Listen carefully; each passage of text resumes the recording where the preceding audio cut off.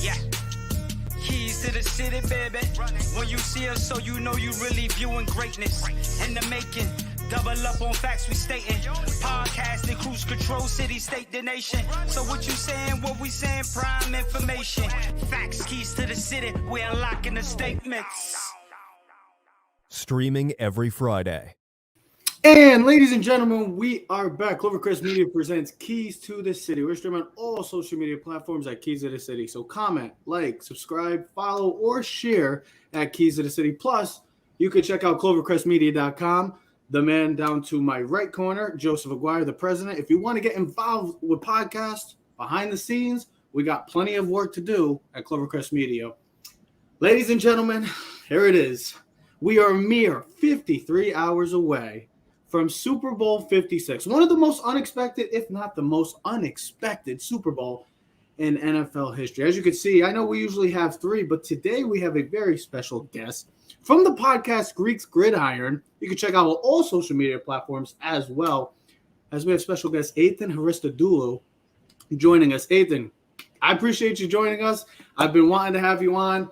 I love the content that you produce. Joe's talks great, very highly of you, so I'm glad you're joining us today, my man. Trev trusts you, that means. And yes, I trust me. Yes, when I have you on, it means that I have good faith. And Joe, awesome. No, I'm excited to be here, you guys. I'm excited to be here.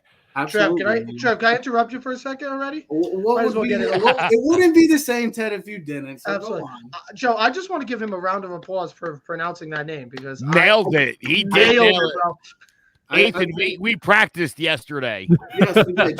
Joe I'm glad. Yeah, no, I mean, it's not too often I get a good intro and somebody knows how to say my name and everything. So it's awesome.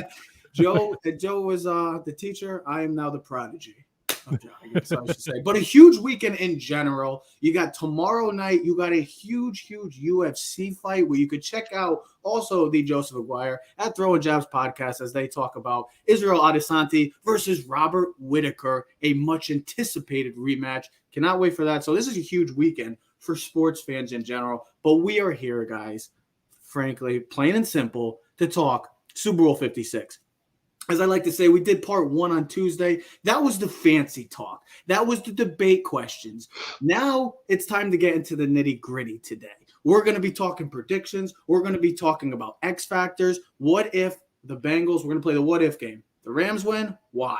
The Bengals win, why? Then, of course, who's walking away, SoFi Stadium, as the world champions? But we got to start off with the main question and the most talked about position in all of football and different paths for both of these quarterbacks, if we think about it. Both were number one picks, both SEC guys, both delivered.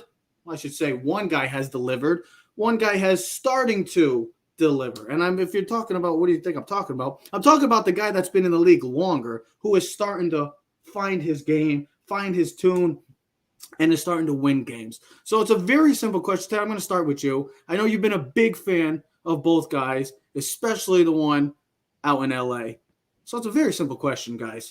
Which quarterback would you rather have? Is it Matthew Stafford or is it Joe Burrow? Trev, it was never that I was a big fan of Stafford. Joe. No. He's the biggest Stafford fan I know. This side of Ethan, who's also I think Ethan's got me beat on it. No, yeah. I think you have to just look at this in like the bigger picture. I looked at a guy that when he played it for Georgia and he was stacked, he had AJ Green, Sean Moreno was running back. He was one of the, if not the number one player coming out of high school, out of Texas. That Georgia team never lived up to the hype, right? And he never had that big game in college, if you remember his days. Then he gets drafted, of course, the Detroit Lions, where it seems like everyone goes to crumble.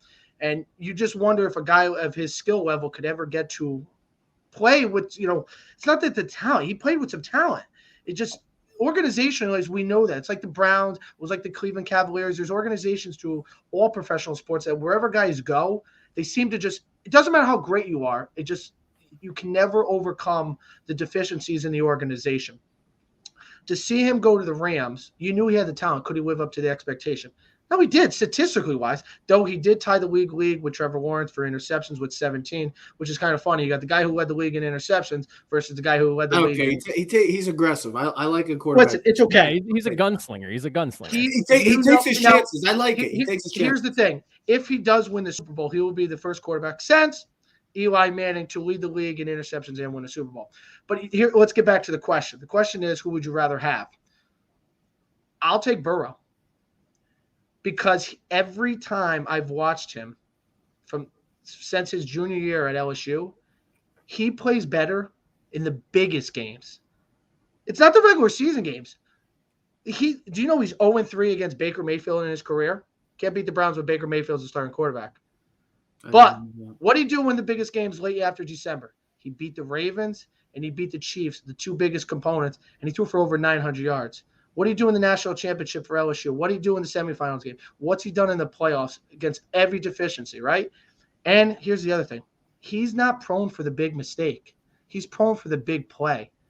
Jeter-esque type stuff. And I'm not trying to put him already in that level, but that's what he does. Stafford is lucky to be here. He's a great player. He's got great skill players, and I think McVay does a great job of kind of, how do I say it, giving him the right avenue, kind of leads him like a driving instructor. He can control the game, McVay, schematically as a coach. I think Burrow does it all himself.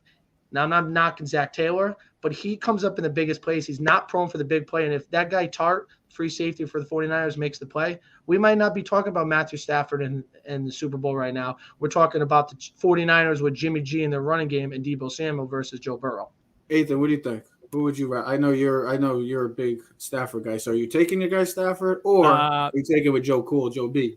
Yeah, for me, it's kind of a no-brainer. I trust me, I love Joe Burrow. I've been high on him all year. Watching him in 2019 do his thing in LSU, like he was born for stardom. You could tell before he got here, he was going to be a guy. You don't have this best statistical college season in football ever at the quarterback position and not show up when you come to the NFL the way he plays. And watching him during that Packers game earlier this year, the way he can bark at the line of scrimmage, call the plays, you can tell. And there was a conversation piece that came out not too long ago where like his helmet went out for a few plays and he was just calling the plays for the Bengals. I forget what game it was, but you can tell he has it all there. But I'm going to go with Stafford because this is a guy that when you look at just his body of work, was mentioned before. Yeah, he was stuck on the Lions for 11, 12 years, however many years he was over there. And, you can't beat organizational incompetence at the end of the day, in my opinion, and I don't really think it's an argument. The Lions are probably the most incompetent organization in the NFL. You might want to argue. You might want to argue the Jaguars. You might want to argue someone else, but I mean the Lions. You can maybe add the Giants to that list now. Yeah, maybe the Giants. No, I'm excited for the Giants, Joe. I'm excited for them. I'm glad they finally made a change. But we haven't heard that a lot in 10 years, but we'll take it. I'm happy to see them actually make some change because you can't expect change if you don't do anything. Absolutely. But Stafford has been so good in his entire career. People always talk about how he had Calvin Johnson, but outside of Calvin Johnson, who did he really have? A few maybe like fairly good players. Golden Tate, I see get brought up every now and again. But outside of that, he's never had a true running game, never really had a great team around him, and just nothing to really work with. And then to hear that he's lucky to be where he is in LA, I think it's more so it's about time he is where he is with LA. The fact that he was able to go to a team that's competent, again, not his fault. He's that good and people wanted him. I respect Sean McVay for being willing to deal the way he did to bring Stafford in.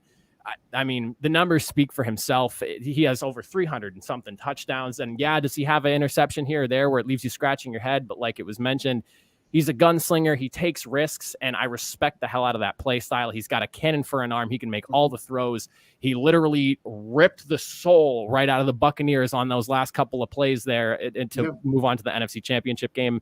I like Stafford. Joe, I'll let you go, and then I'll finish up with this. I'm curious because I know you've gone against Stafford throughout the season, but you've started to turn maybe the corner on Stafford. Am I right? Well, listen, like Teddy said, if it wasn't for Tart dropping that interception, and then oddly enough, the game ends with Jimmy G doing what Jimmy G does best, throwing a pick at a terrible time.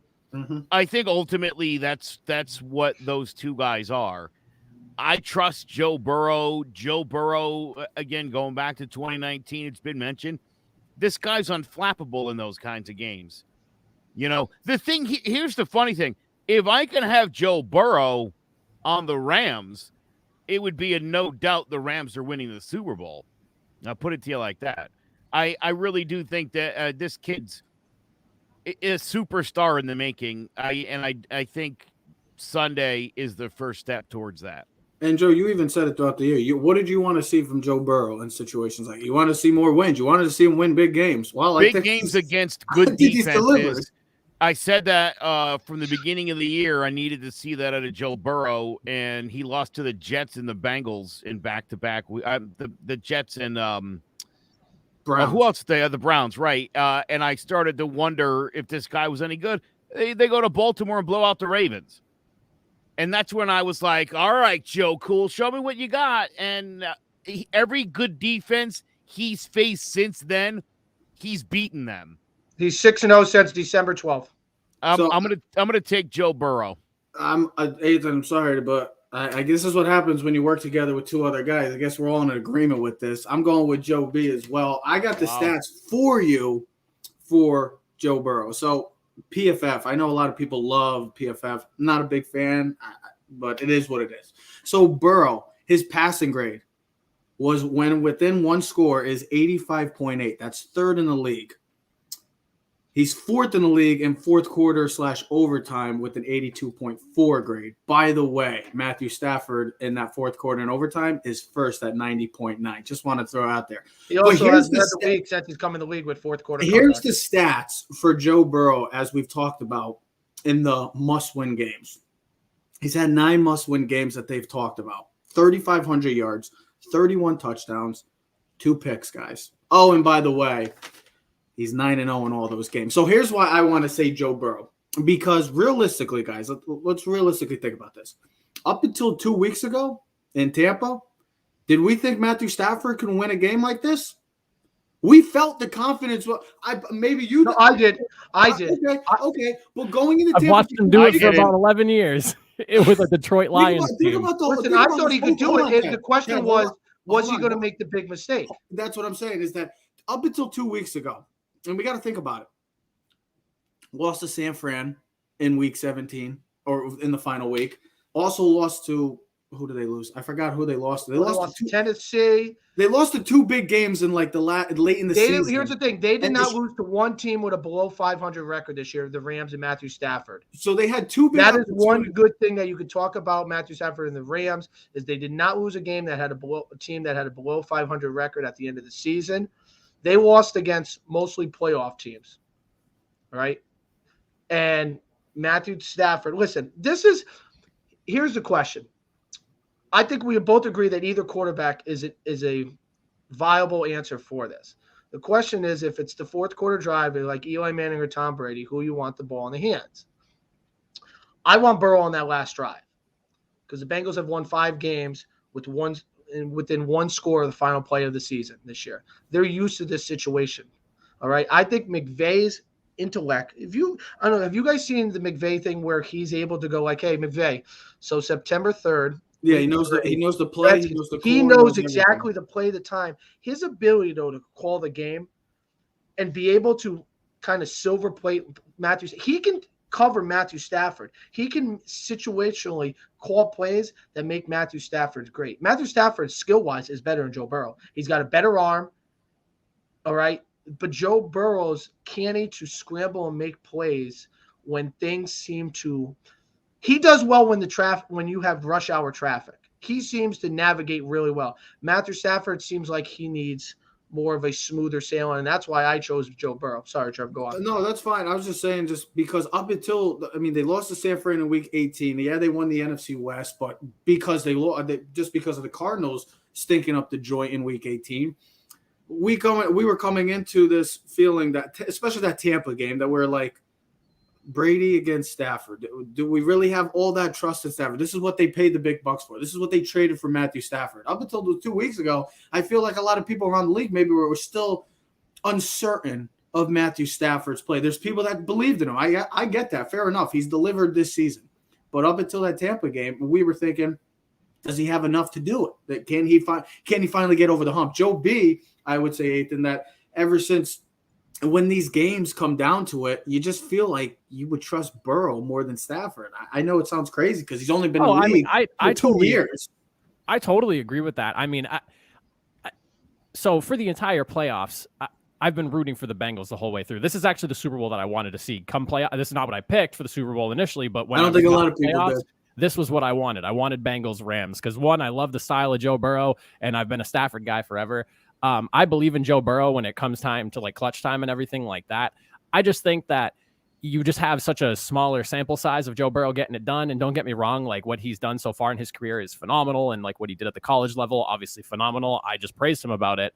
But again, Stafford 7th in the NFL all time in game-winning drives when it matters most. I know a lot of people have questioned whether he was going to be able to get it done against Tampa. In my mind, I never had a doubt, and I talked about it in my preview video for that game. The Rams play the best style of defense to take down a guy like Tom Brady and that offense that they were running there.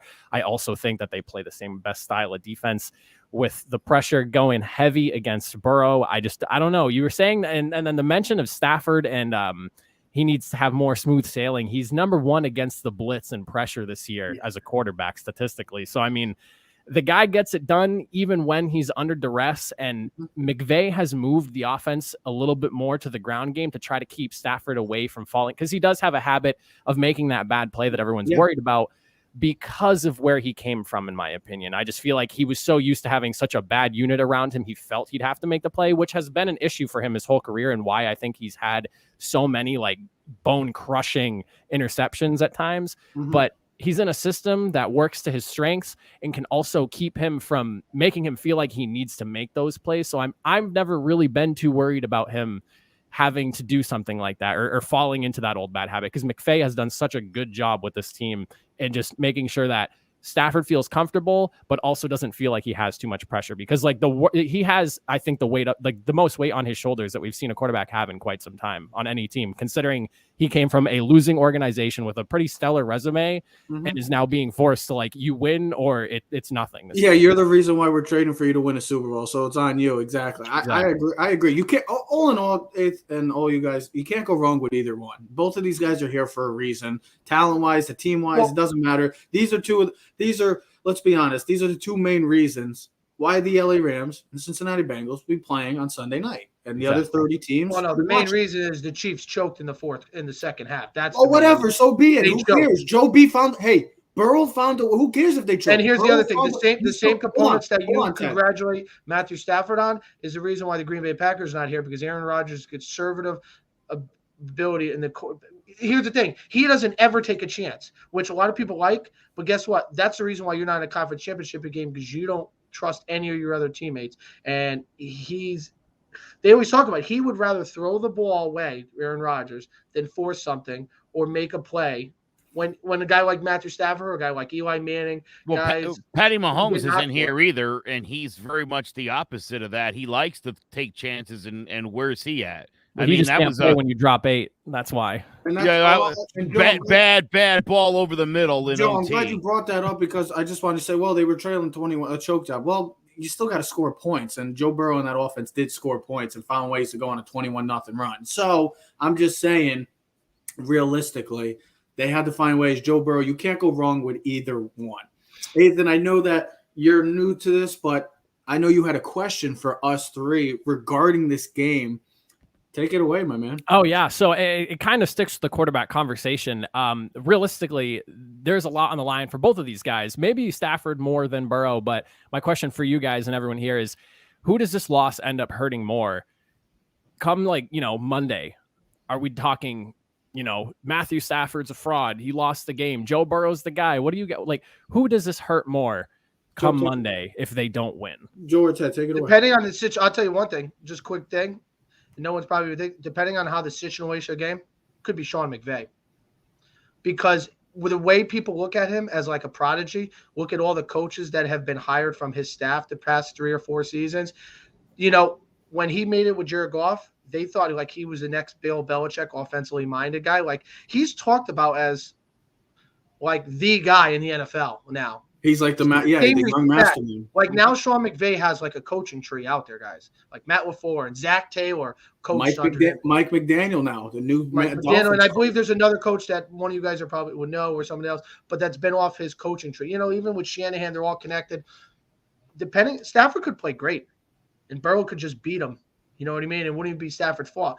But depending on how the games, because McVay, he has said it sometimes, depending on his play calling, he takes his team. Like, Joe, you and me have talked about, like, sometimes he gets pass happy.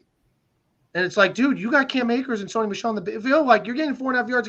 Like, why you get away from something? So if McVay calls the game because he gets too greedy, you know what I mean? And we won't know that until the end of the game and analysis and everything. You start breaking things down. But it could be McVay. You know what I mean? 0-2 in the Super Bowl. Here's the thing. It becomes the Andy Reid, Marty Schottenheimer time. Like, can they not win the big game? You know what I mean? Especially McVay, you have the team. Again, you're the guy that wanted Stafford. You're the one that really pressed. Remember, they talk about it. Sean McVay called up the GM. They were literally, Stan Kroenke was on the tarmac, on the plane to go fly, whatever. He's like, I want Matthew Stafford. I want him. We need whatever. Just trust me, this will work.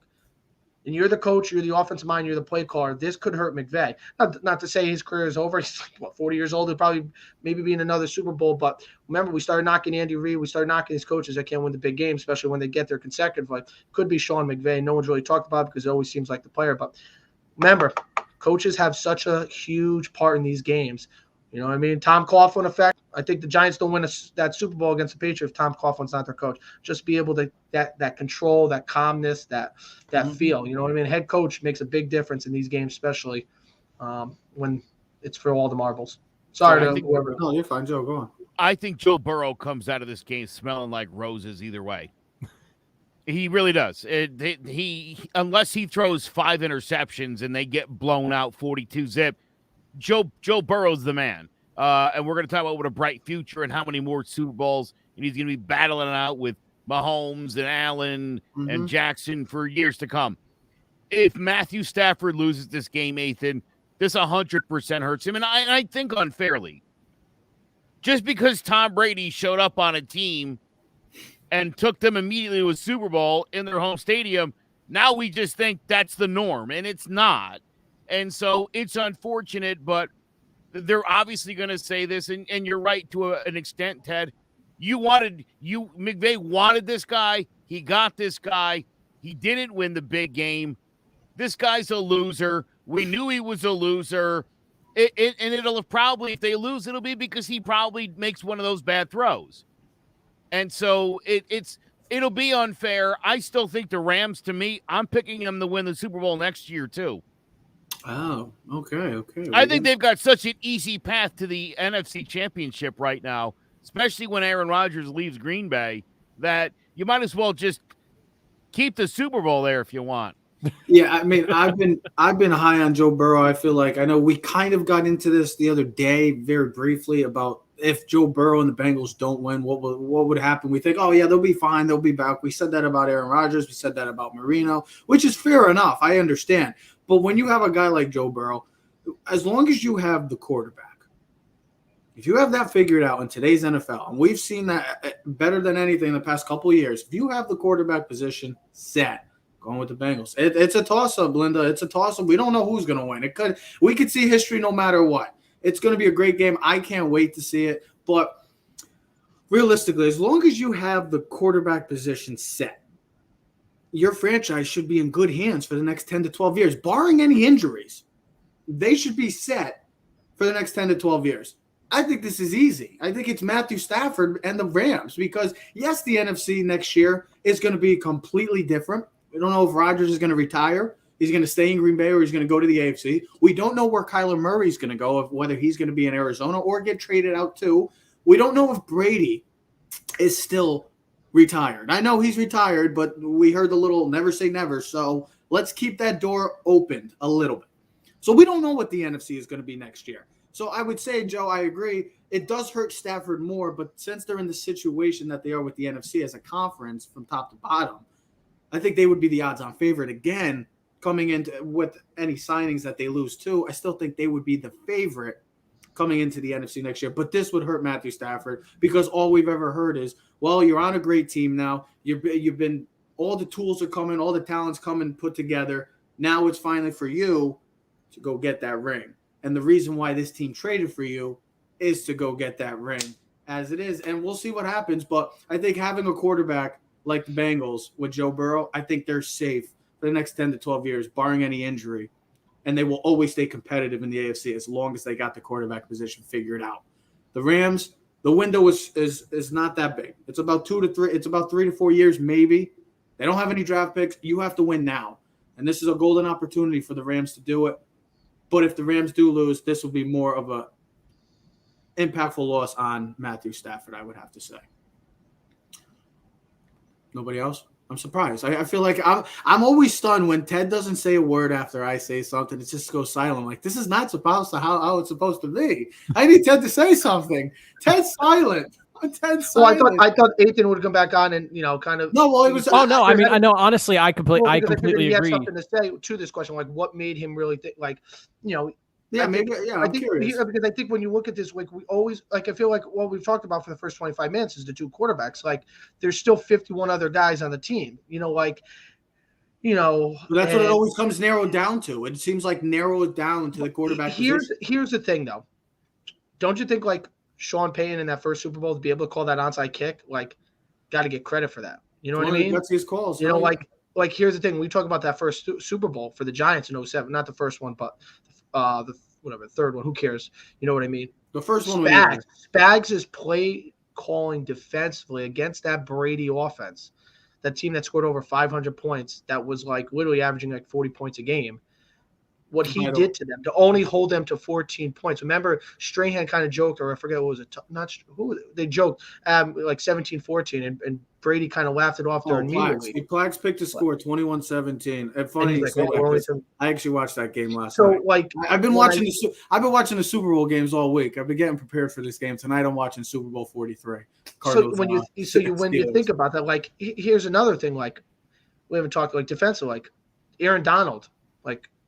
You're the best defensive player in the league, even though J.J. Watt just won it.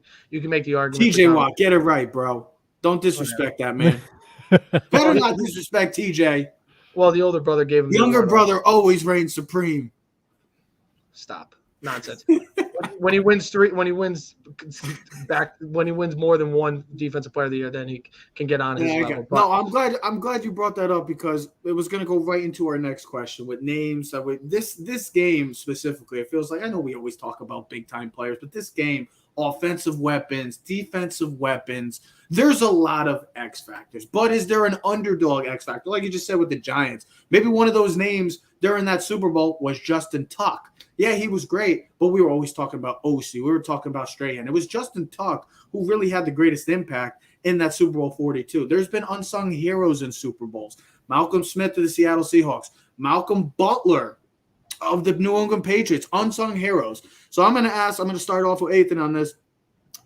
You have any X factors? Who are the X factors of this game? Whereas we know we've been talking about the Ramsey and the Chase matchup. We've been talking Stafford and Burrow. We've been talking about the O-line, D-line. But is there somebody that maybe that we're not talking about? Or are you siding with everybody else and going with the obvious choices? So I actually have 4 X factors because I talked about this on my preview show earlier this morning. Check it out. Where could you check that out, by the way? You could check that out on youtube.com/thegreeksgridiron. It just went up earlier today around 11 o'clock. Sounds good. So for my X factor on the Bengals, I'll just give the one specific that I think matters most for each team. I did talk 2 for each team because I feel like there's obvious answers and then there's less obvious answers. Yeah. For the Bengals, I have T. Higgins labeled as my X factor. And the reason being the last 2 games that the Bengals have played playoff games.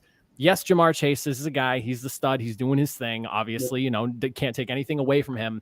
But he was key in keeping drives alive and sneakily had really good games. He had 6 receptions for 103 yards versus KC, which was more yardage than Jamar Chase. And then he also had 7 receptions for 96 yards versus Tennessee. I think it's pretty obvious that, you have Jamar Chase. He's your number 1 guy. Sounds like Ramsey wants to spend his time shadowing him in this game. It seems like a pride thing for Ramsey. He wants to be able to lock down, the rookie phenom that's kind of stormed into the NFL this year. So with that in mind, if there's going to be a guy that's locked down like Jamar Chase, who are they going to look to keep those drives alive? Who has a track record who better than T. Higgins, who was also a 1,000-yard receiver, had almost 1,100 with 1,093. Look to him to have a big game. Tyler Boyd could be another guy too. I love Tyler Boyd. I've always loved Tyler Boyd since he came into the league and he was playing alongside AJ Green. That's another guy. I think that while the obvious answer, Yeah, well, like, while the obvious answer would be like Jamar Chase is going to be the guy. Look to T. Higgins, especially because I feel like he's a big dude, 6'4", and if he has Darius Williams covering him, Darius Williams is 5'10". Right?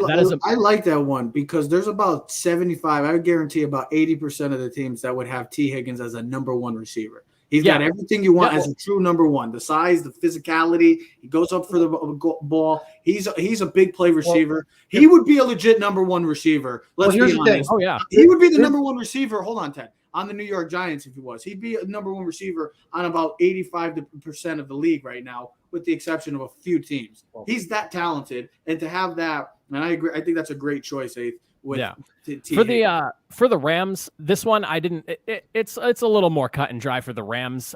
Realistically, I think the X factor is going to be Aaron Donald. The last Super Bowl they played in, he was not as effective as I think people were expecting him to be. It was a real defensive game, but he wasn't really getting after Brady that much. I think Aaron Donald just needs to have a really big game here. He's a guy that when you look at like the greats in NFL history, Lawrence Taylor, he is right up there. Just needs a ring at this point. Literally just needs a ring. And if he wants a ring, he needs to be the game wrecker that he's been, because you can argue that Aaron Donald has been the best defensive player in the NFL since he came into the league, pretty much. Yeah. So I think it's Aaron Donald for that one. And there's not even really like, you can't do like a cute choice because it needs to be Aaron Donald. He needs to crush the pocket. It's not going to be sexy. It's got to be, it has to be Aaron Donald. It really does. Okay. Ted, take it away. So Ethan, I was going to go with Higgins too at first, right? Because when these games that we talked about on the show Tuesday, you have superstars, right? But think about a lot of the Super Bowls. It comes down to like the second or third receiver, or the backup running back, or tight end who has like this huge way. I mean, think about the Bauer catch for the Giants down the middle of the field that really set up the drive. There's David Patton for the Patriots. Certain guys step up in huge factors. And I was looking at Higgins. Listen, Chase and Ramsey are going to kind of balance each other out. They'll 50-50 each other. And Higgins, I was looking at 53% catch rating for 7.9 yards on a normal catch. When teams play zone coverage, 72% catch radius, 10.9 yards a thing. Here's the other thing. Rams play the third most zone coverage in the league. A lot of cover 2, a lot of cover 4, a lot of cover 3. There's a lot of gaps in there. Use Higgins' big body. They love to go to him at third down. But changing it. It's Mike Hilton, the defensive back who's going to play slot back for the Bengals. He's been great now, season too. We know Eli Apple is a guy that's going to give up the big play. That's, if I'm the Rams, I attack him all day. We know that as a Giant fan. Mike Hilton's going to play the slot on third downs. His ability to cover Cooper Kupp on those short intermediate routes are going to be major factor, and I think they're going to bracket him with the linebacker Trev that we love, that of Wyoming, Logan Wilson. Right? So how do they bracket Cooper Kupp, right? That's what I think the Bengals, right? That's their X factors. How do they contain Cooper Kupp, right? Keep him – he's going to get his, right? But how do we not let him explode? Let's not give up the big home run ball. You know what I mean? Like in baseball, we'll walk Judge to get to Gary Sanchez because we know he's going to ground out into a double play. That's gotcha, Joe. So, defensive factors. That's smiling. The Rams, it's not about the offense. It's about the defense. They can win this game by themselves. I'm going to use the Giant mythology. It's Leonard Floyd, who people forgot that we wanted as a Giant fan in the first round coming out of Georgia. Yep. Him and Von Miller, those two guys could be your Justin Tuck and O.C. Manure. All the pressures is, like Ethan said, on Aaron Donald, right? He's going to get double blocked all day. We know that, right? So you're going to have one-on-one on the outside. Those two guys, literally like a contraption, could squeeze the head of Joe Burrow. I think Leonard Floyd and Von Miller, this is the reason why you trade for Von Miller, is an X factor. He could win the MVP like he did last time. He can literally take over the game. I believe since he's been taken to the Ram, he's like third in the league in pressures. And I mean, he's just been dominant. So if you can get Von Miller for one game, all he's got with Leonard Floyd, it don't matter how good Joe Burrow is. He's going to be looking at the sky all night, and it's not going to – and he's going to think he's on the Hollywood Boulevard looking at the stars because that's all he's going to see with those two guys, because Donald's going to do his, right? Those two guys, we saw what they did, the Giants defense, those OC, Tuck, and Strahan did to Tom Brady. There's no accounting for a defensive line that can wreck a game. There's nothing you can do. if you know anything about football, between running and passing, if the defensive line controls your offense, you have nothing. I don't care if you have Jerry Rice, Randy Moss, and Terrell Owens in the receivers, and you have Kellen Winslow Sr. as a tight end. You're not doing anything. Yeah. Just go ask the Denver Broncos. That's why you make a move for Von Miller late in the season. I don't know if he's an X factor because he's still got that star-studded ability, and he's proved it in the playoffs. But I think when Aaron Donald is so good, someone else on the outside's got to step up. Joe, what do you think? Well, the Bengals haven't announced whether Hakeem Adeniji or Jackson Carman is starting. Neither is very good. And that's a real problem for this team. So I think whoever starts, again, they both are terrible in pass protection. So if they're a sieve, it's going to be a real issue. As far as the Rams, I think the X factor is Eric Weddle, and I'll tell you why. He's calling the defense for the first time. Raheem Morris has passed on from Troy Reeder and given this responsibility to Weedle, who is retiring immediately after the game, regardless of the outcome. Yeah. So really? Yeah, dude. I mean, this is really special for this guy. That's kind of tipping the scale back into the Rams' favor, as far as I'm concerned. That just feels like a story. I mean, this guy's come back. They really needed him. They had two devastating injuries in that secondary. I don't know that they would be here without him. I think Taylor Rapp is Taylor Rapp available for this game? He might be. I think he was available, right? Did anyone hear the prognosis on him? If he's back, he was supposed to be back. Possible Taylor Rapp, who was out, and that's part of the reason why they went to get Eric Weddle, who was hanging out on his couch. And Joe, I mean, if you guys remember him back in the day, he was an All-Pro every year from the Chargers to the Ravens, and now to be able to really bring that whole defense together. You know what I mean, Joe? And listen, we've talked about this on multiple occasions. Leadership in the defensive back secondary to be able to set the tone and make sure everyone is where they need to be. Especially in a game like this, one mistake could be 7. My X factors are very simple. Hold on, you didn't let Joe finish. Oh, I'm done. That was it. That's it. I feel like there's something special to him calling that defense. He's going to have to be on the field the entire game to understand. Yeah, that's true. I mean, that was a surprising addition late in the season for a guy who hasn't played in 2 years. But Weddle is a football player. You could just put him on the field and he can play the game of football the right way, and a true leader in that secondary back end of that defense. So we'll have to see what kind of impact he has. My thing quickly, it's Von Miller. I mean, we all talk about Aaron Donald and how dominant he is, and for good reason. Leonard Floyd. We have to remember, this is a guy that, if you look in the history books, ladies and gentlemen, you'll see Super Bowl 50 MVP. Von Miller is that guy. Von Miller has taken over games before in the past. I mean, I just wrote some quick stats. 7 games before he got traded to the Rams, he had 4.5 sacks. In 11 games with the Rams, he had 11 sacks. He had 6 straight games of a sack or more up until the NFC title game. So this guy still is Von Miller. I know we've been talking about Aaron Donald and how amazing and Hall of Fame like he is. We get that. But let's not forget about another Hall of Famer, a soon-to-be Hall of Famer, a guy that's won a Super Bowl MVP that could take over games like that. And it's Von Miller. For me, I'm going to go with one of the receivers, but it's Tyler Boyd. I know people want to be saying T. Higgins and Jamar Chase, but in a game like this, and we've been talking, and this is the biggest matchup, the key matchup of all matchups in this Super Bowl is the O-line and D-line. They're going to have to get the ball out quick, the Bengals. And Tyler Boyd is that third down dependable receiver. Yeah, you have T. Higgins, who is unbelievably talented. Jamar Chase, we already get it. But you need to have that dependable receiver. Eli Manning, I know we always talk about Eli and the Giants and stuff like that, but we're Giant fans. What do you expect? They always had that reliable guy. Amani Toomer was that guy. Mario Manningham was the guy for Eli in that situation because they took away. Because Jamar Chase and Higgins, who knows, they might get taken away from this game. That's where you have a guy like T.J. Boyd or Tyler Boyd. Tyler Boyd is going to come into play.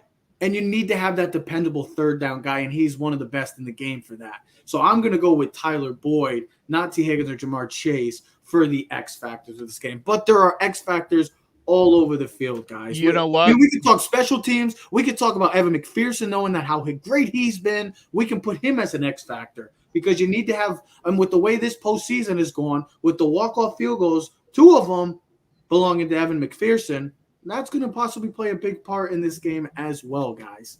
You know, somebody like Van Jefferson or Tyler Boyd, Yeah. they might have one catch in this game, and it might be the Manningham kind of catch or a David Tyree type catch.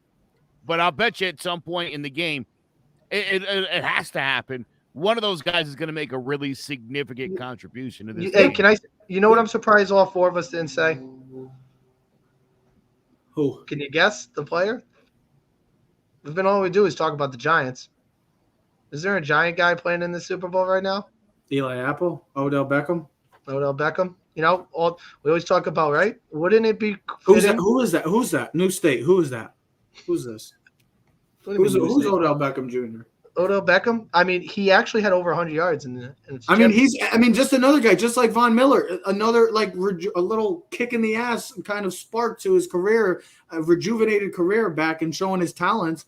I mean, he's been a great addition for 2. And here's the thing: the additions that the Rams have had. Look at that: Weddle, Von Miller, Andrew Whitworth, Odell Beckham, all those guys that even Stafford too. I'm just saying, guys in the past. Like you know what? You know what's funny? Those guys have all panned out for them. I watched the game yesterday. What game? Dallas, Detroit. It was Megatron's 329 receiving yards. Yeah. And I got to tell you, if I'm Matthew Stafford, dude, I am riding Beckham in this game. I mean, obviously Cooper Kupp is great, and you're going to obviously hit the lens, but I'd be looking for Beckham as much as possible because I do think that Odell Beckham, I'm going to put some money down on Odell Beckham MVP. Wow. I really am. I'm going to. I like that. I like that. That's a dark horse. Yeah, well, you know, and the odds on him, I think, would be a pretty decent payout too. Yeah, I think he'd probably be like 25 to 1, even 18. You put $20 on $10, you're walking out with $200. Joe, I'm in with you. Let's do it. Right, that's a guy that could have a dozen catches in this game. You know, 150 yards and a couple of touchdowns. Maybe he breaks one of those things off and he runs it to the house like he used to do back in the day. I mean, that's the thing. He could have like 4 catches, 50 yards, a touchdown, and then have a touchdown throw because that's his ability to make special. These receiving trios, and I put a picture. I had a picture that I was going to put up just because it was pretty fascinating to see the hold on, I'm just trying to find it. Got all these pictures. Where is it? Nope, don't even have it. Oh yeah, right here. I only could get these 4. But if you wanted to, I mean, both of these duos, good luck trying to pick between the 2. But if you want to be realistic, guys, we're missing the third guys, too. We're missing Boyd and Jefferson, who complement these duos. You're missing Akers and Mixon. Huh? Ted, I'm talking about receivers. Of course, Ted wants to always go goes a different path. I'm a running guy, bro. Ted wants to go this way. Everybody wants to go straight. Ted wants to go, no, let's go this way, guys. Let's change the path. Imagine if Robert Woods was healthy and in this game. Oh, my God. Would we really be talking about like Van Jefferson or even Odell Beckham? I mean, that's the thing. That's how deep this receiving crew was. You know, I also am very curious. Had he not gone down, would there have been some sort of issue with Odell not getting the ball enough again, though? I think about that all the time. Like, it almost feels like that was best case scenario for the Rams. It's like a what if scenario, right? Yeah. Like you don't know. They signed the day before Robert Woods tore his ACL, and you know what? Beckham's been a class act since he's been the Rams. He's done everything right, but you're right. If he, God forbid, Robert Woods, because listen, those 2 guys were getting like 15 catches a game between the 2 of them. So what does Beckham get? The Van Jefferson treatment, 3 catches for maybe looking for I don't know if that's good enough. Does that become an issue? Tyler Higbee, the run. I mean, hey, listen, it's a plethora of weapons. It's an enjoyment. That's what you would want. I mean, listen, if you're building your team and you got young quarterback, you want the Bengals offense, you want the Rams offense, and you want both of these coaches calling it because it's like you can't go wrong. Let's just say it's a good problem to have. We're just talking about what ifs. Let's get into the if game. It's a very simple question. I'm going to ask all 3 of you. Whoever wants to take it first, go on. Rams win Super Bowl 56 if. Take it away. Whoever wants to go first. If Ethan's man, the X Factor, just decides he's better than everyone else, which we know he's better, and literally just takes the game over, Aaron Donald. Literally, if he wants to, which it seemed like he did in the fourth quarter against the 49ers, it was like, you are not running the ball on me and you are not throwing the ball on me. And I'm literally going – I'm going to have the LT factor, Lawrence Taylor. I'm going to be Reggie White. I am going to be the most dominant player you have ever seen, and I'm going to just take you and throw you around, and there's not a thing you can do. Like, you're going to double block me? Doesn't matter. I'm still going to split the double team.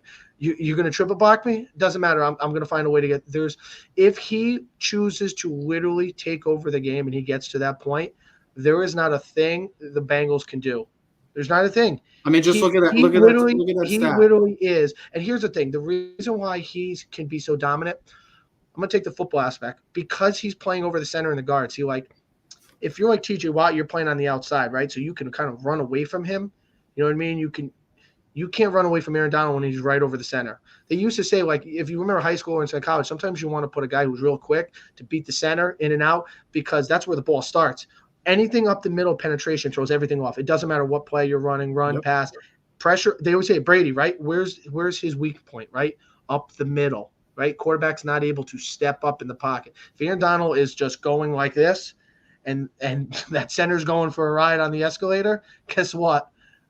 Everything else is just going to squeeze in, and it won't matter what the Bengals do. That's honestly, that's to me. It's not going to matter what Stafford did because I've already seen Matthew Stafford not really win the game against the Cardinals. They just literally ran the ball over the Cardinals. Matthew Stafford didn't have to be great, right? He doesn't have to be great for them to win the Super Bowl. But Aaron Donald, if he's great, it's game over. It's L.A. Rams by a lot. Joe? I'll give you two scenarios, one offensive, one defense. Rams win if they sack Joe Burrow 5 times. Definitely going to win a game. And Rams win if they rush for 125 yards because it means they're controlling the game. They're controlling the clock. Defense is probably playing well, and they're just cruising to a Super Bowl. Okay. Eighth. I honestly, like Joe B basically hit my points right there. I agree that they need to keep the attack balanced. They need to, like I mentioned earlier, Stafford is prone to a boneheaded move here and there because he feels the weight on his shoulders a lot from his time on the Lions. If McVay keeps him comfortable, Sony Michel, Cam Akers are getting healthy carries, 4.2, 4.3, 4.4 yards a carry on offense. They're golden. And then for the defense, they need to crush the pocket. I feel like if you replace the Titans with the Rams in that AFC divisional round, the Bengals don't come out of that game the winner. It's no a shot. whole- Joe Burrow doesn't come out of that game. Yeah, Joe Burrow doesn't come out of that game. This is probably the best pass rush that this offensive line is about to face this year, and I don't really know if they're up for the task. Trev, before you go on, it is the best pass rush because they're number 1 in the league in pass rush and rate, and the Bengals are 30th in pass blocking rate. Sure So, enough, yeah, they're third in the league in sacks too. They had 50 on the year. If you think about the defensive line, what this defensive line is, the Rams, is what everyone was talking about the Washington football team going into the season. All right, that's what the expectation was for Washington. Mm-hmm. This is, and I can't think of a better defensive line right now with Gaines. I wouldn't. Let's just be honest. You wouldn't choose a lot of defensive lines, if any, over this line right now. I mean, think about what defensive line is better in this league. Let now. me finish my thing. The one thing that I would say differently from you guys, Rams, take care of the football, because if we remember this postseason, they're lucky to even be in this situation. They almost blew the 27-3 lead because they couldn't hold on to the football. And last week or 2 weeks ago in the NFC title game, Matthew Stafford should have had 2 picks. If it wasn't for Takara's Tart having the dropped pick, they got to take care of the football, because turnover battle, we all know how the turnover battle works. If you lose the turnover battle, you're usually losing the football game. It doesn't really happen a lot where you see teams with the losing in the turnover battle, winning the game. They got to take care of the football. It's plain and simple, ladies and gentlemen. My goodness. Let's close out with this. 2 more questions. I got the Bengals. I'm going to start off because maybe this is the most obvious thing. And I put it in stars too because I feel like it's the most important thing, as we've all been talking for the past 2 weeks. And Ethan should know best, because this guy, if they don't take care of him, could have a career like your boy Andrew Luck. Very simple. Please protect Joe Burrow. I can't stress it enough. I can't say it enough. And Nathan just said, if this was I know Tennessee game, he survived 9 sacks. You're getting sacked 9 times against this LA Ram game. Let's just think of it like the Seattle Seahawks Denver Bronco game. It will be a game like that. It will be a complete blowout, and the game will be over by the end of the first quarter. And you'll be hanging out and probably stuffing your face even more with food in the first quarter if that's how it is.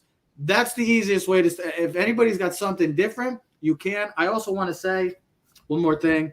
Get off the field on third downs for the defense.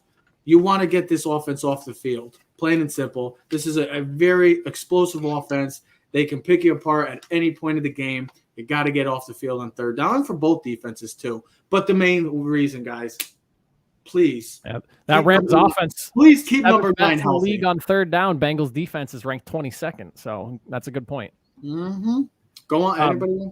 I'll go ahead and jump next because I do have a different one. I feel like the line is the obvious answer. This is something that I have talked about through the majority of the year, ever since I want to say the Jets game happened with the Bengals. And I've been yelled at about it from Bengals fans on my channel, in the comment section about it, but the numbers don't lie and they're there.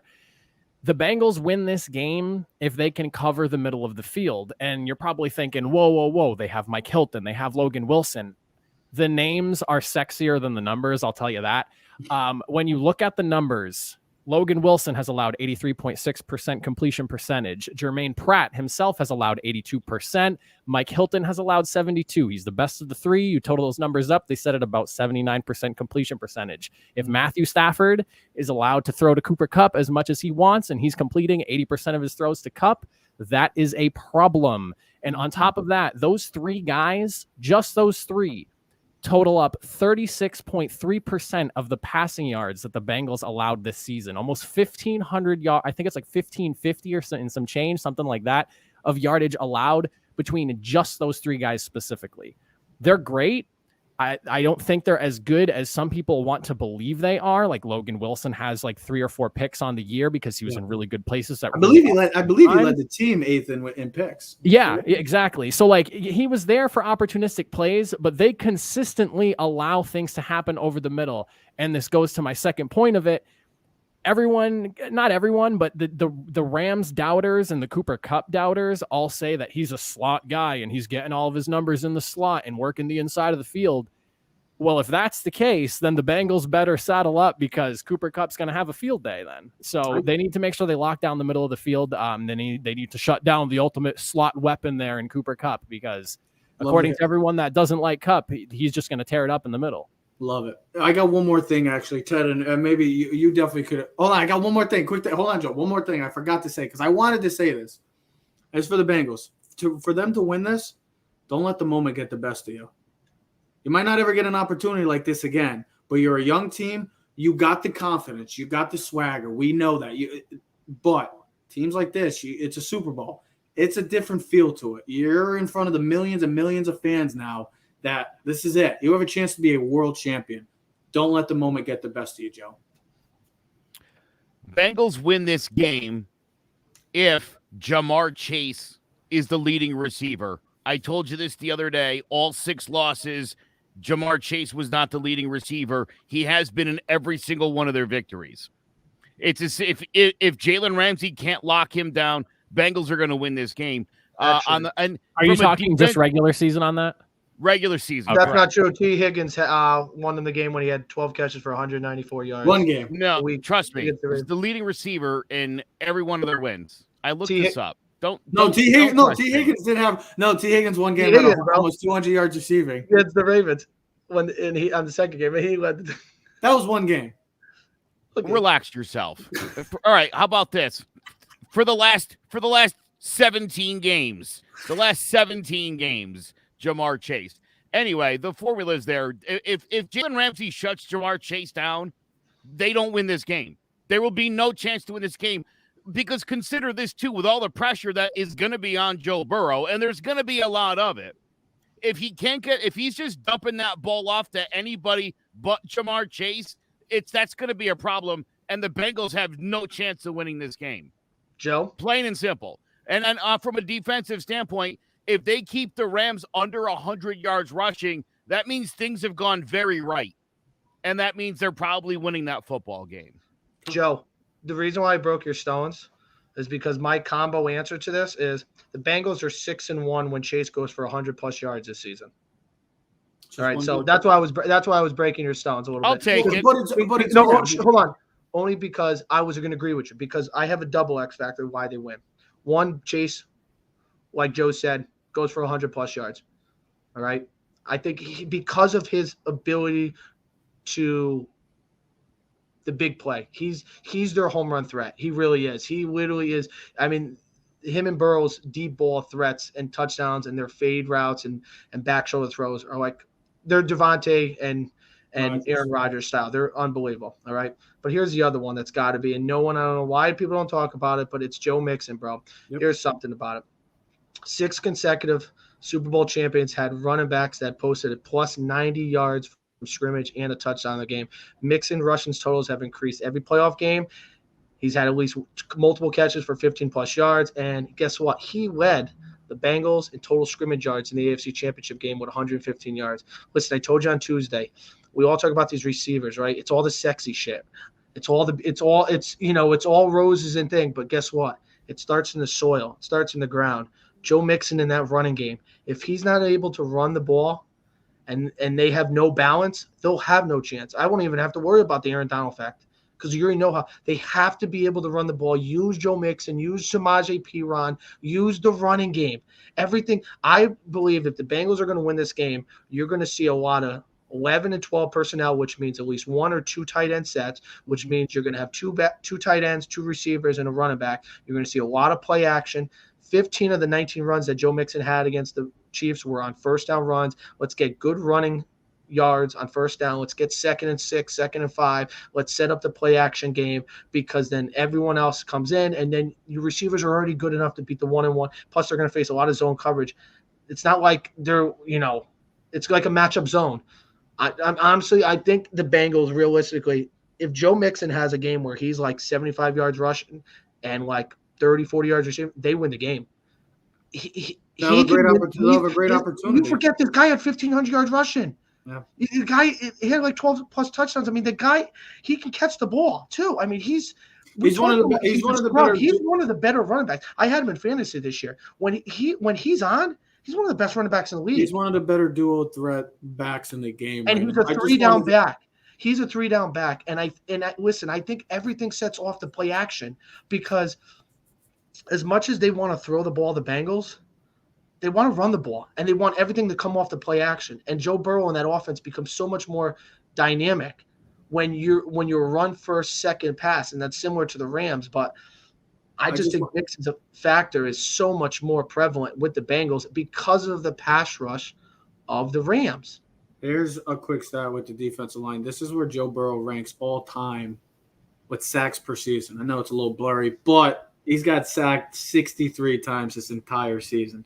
So if it's for them to win this game, all these are possibilities. Jamar Chase. How interesting, by the way, to see Deshaun Watson and Randall Cunningham's name on that list. Randall Cunningham twice. Yeah, well, and I remember that 86 season because the Giants had like 20 sacks on him in the 2 games. But it's kind of surprising that again, to see mobile quarterbacks on this list speaks obviously about how bad those. Well, the Randall Cunningham stuff was talked about a lot when everyone was obsessing over how much Russell Wilson got sacked.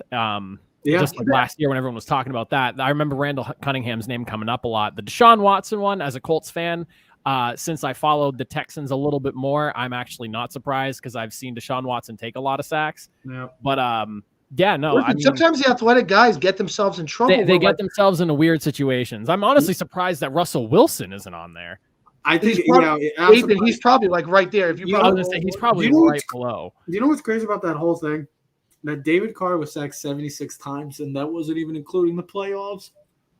I think what's amazing is imagine being drafted first overall and 68 times. Imagine being drafted first overall that year, and then your rookie year getting sacked 76 freaking times, and not even making the playoffs. Joe, Tom Brady played 3 years and didn't get sacked 76 times. Oh my Why do you think he played 20? Listen, that's why a guy's career lasts 22 years. That's why Andrew Luck, Andrew Luck. Here's the other thing, Trev. The ability to run sometimes is not always the best advice because sometimes you get yourself in trouble. And But the interesting part is seeing Phil Simms on that in 1984. Joe, do you remember that 84 season? Yeah, very much so. We're real quick. I find it funny. I mean, what did Kitna have 1 year as an actual starter? John Kitna, don't disrespect John Kitna. He was a pretty decent quarterback. He was a decent quarterback, but I'm saying, did he ever even start a 16-game season? Yeah, and he would be on this list. He played for Denver. I'm just not surprised to see a Lions team on there. So who was John Kitna rooting for? He played for the Bengals too, if you remembered. And and then he might have been there for a while. And then he did play for the Cowboys too. He was the backup too, but I wonder if he was on the Stafford team. Well, in Stafford and those 2006, Lions teams. Oh no, because 2009 when Stafford came in. I don't know. But Kitna might have still been on the team. Might have just been the backup. Guess what? Stafford don't have to worry about that because he is 60 minutes away from possibly calling himself a world champion. So, guys, hold on. I got to affect my camera. My camera got a little messed up. Oh, boy. There we go. The final question, ladies and gentlemen, of the NFL postseason football season. This will be the last time we talk an actual football game, sadly, until September-ish. Hey, Who it is? It was 1 out of 3 times he started 16 games where he got sacked 62 times. Kitna? Oh my God! Of course, was it all with Detroit? No. And so the 60, that year. Oh, and he got sacked 51 the next year. Those were both the second and third time he'd ever started 16 games in his career. He had also started 16 a couple years earlier with Cincinnati, lost the starting job, and then ended up in Detroit. Now we know why he didn't start. Now we know why he didn't like to start a lot. He doesn't want to get sacked. Who wants to get sacked like that? Yeah. He's like, you want to be the starter? No. I want to sit down. I just want to be the backup guy. I want to be Mike Glennon. Anyway, he paid a few $1 million to hold the clipboard. Doesn't sound right. Yeah, that's not a bad gig. Twice he started 15 when he was in Detroit. Hey, but never look at Darren Orlowski. He's doing pretty well for himself. The least. Yeah, dude, to be a lousy backup quarterback. Yeah, dude, that's he's making out really pretty well. Good for turn Orlowski. that into a nice career. Good for him. Very simple questions, ladies and gentlemen. As there is only gentlemen here, I will ask you: who walks out of SoFi as world champions? Will it be the Los Angeles Rams winning their first Super Bowl championship in LA? I know they won it in St. Louis. I'm not that stupid. The first LA title. Or is it the Cincinnati Bengals walking away with their first Super Bowl championship in franchise history? Take it away, whoever wants it. The floor is yours. All right, I'll go. Go ahead. There you go. I'm waiting for Joe and Ted. They're just sitting there like playing with their thumbs. Like, what are you guys doing? You guys like I was expecting you to lead somebody off, but no, Trev. No, I like to. I'm free. I like to let Trev. We let our guests go first. All right, I'll go. Yeah, so there you go, Joe. I'll go first. I think it's gonna be a. I think it'll be a closer game. I'm sorry. The game might look closer than it actually ends up being. I have the Rams winning 28-24 off the idea that the Bengals struggle against this defensive front and they maybe get like a late game touchdown to make it close. But I ultimately think that this is a game the Rams might win a little bit more handedly than some people are expecting, or the final score will show. And I also like the over for this one. I think that 48.5 the last time I looked is what it was at. So I do like the over on this one. I think that's definitely a possibility with both of these offenses being pretty good. And like I said, I could see the Bengals once the Rams defense goes soft, or if they start doing some late game shenanigans that they let up some points, 28-24. So you think the Rams are going to take control of this game pretty much from you saying? You think it's going to be like a dominating performance? I am really concerned about this Bengals offensive line. And when I like I mentioned with swapping the Rams out with the Titans, the Bengals win that game because the Titans offense literally ran into a wall for that entire game, and also 3 Tannehill interceptions. I don't expect that from the Rams. And I think that, like Joe said, 5 sacks, 6 sacks, 7 sacks is not an unrealistic thing considering the offensive line and defensive front that's playing this game. Who wins MVP? I want Aaron Donald to win MVP. Okay. I think he needs to have that kind of game. Okay. Joe? 27-24 Bengals. It's going to be 24-7 midway through the third quarter when the Bengals have the big comeback. Stafford throws a late pick. The MVP of this football game is going to be Joe Burrow, who leads this team down late in the fourth quarter, and game-winning field goal to end it. Ted? I don't know. Listen, Oh honestly, my God, this is unbelievable. It's one freaking simple. It's like guilty. You're like my cousin Vinny. Guilty or not guilty? listen. I think I get the question. No, I don't think you do.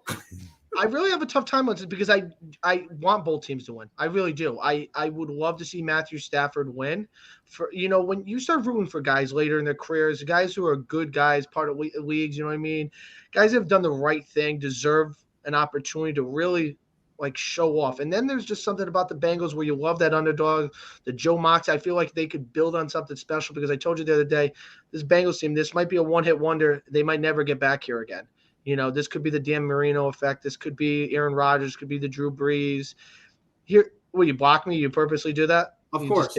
You take me off the screen. Come on, what's the matter? Here's what I would say though. They saw you for the first hour. Shut up. The Bengals. Here's the other thing. The Bengals will not have the last place schedule like they did this year. Will they not be playing the Jets? They will not be playing a last place schedule like they did this year. So their road this year, they play all the first place teams. Actually, that means the Chiefs. That means the Bills. That means the Titans next year. So your schedule is going to get much tougher, right? And when you have to start paying people, it becomes that much tougher. Look at the Chiefs. They just haven't been the same since that first year.